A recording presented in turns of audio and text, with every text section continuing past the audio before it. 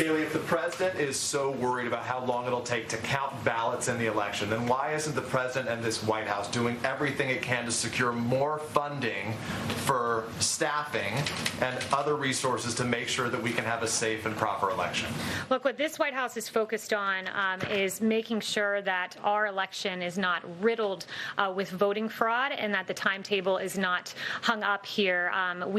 There are several lawsuits that the campaign is engaged on, and I would point you to the campaign for specifics that doesn't answer my question, though. My question is, what is the White House doing to get more resources for funding and staff to make sure, as the president says, that it will be a secure and safe election? Well, as you know, Peter, states run their elections, and it is up to states to make sure that they have the capacity. But what this White House is focused on is ensuring that what Jeffrey Toobin has said over at The New Yorker, CNN contributor, notably, New York's primary vote count chaos signals trouble for November. And as he noted, you want to talk about the president, but Jeffrey Toobin himself, Democrats control the state government of New York. They are responsible for creating the fiasco that is unfolding now, and that is certain to get worse in November. States need to get their acts together when it comes to elections. And as we see in New York, where we're 5 weeks out from that election, and in fact, we still don't know the outcome of a congressional race, and that is certainly not what we want to see. And I'm asking you about November. The president. You asked why I was asking about the president. I'm asking about the president because you work for the president. Yes. I guess the question is more specific.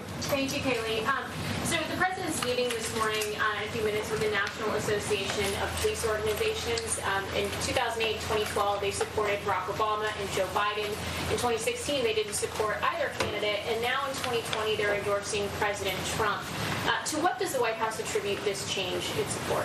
Well, it's clearly a change in the Democrat Party, Jen. When you look at the polling on defunding the police, ABC News, Ipsos poll, 64% oppose defunding the police. Huffington Post, 57% oppose. Rasmussen, 59% oppose. But make no mistakes, Democrats want to defund our law enforcement. It comes at a time where 64% of Americans say they are concerned that growing criticism of America's police will lead to a shortage of police officers and reduce public safety in the community where they live.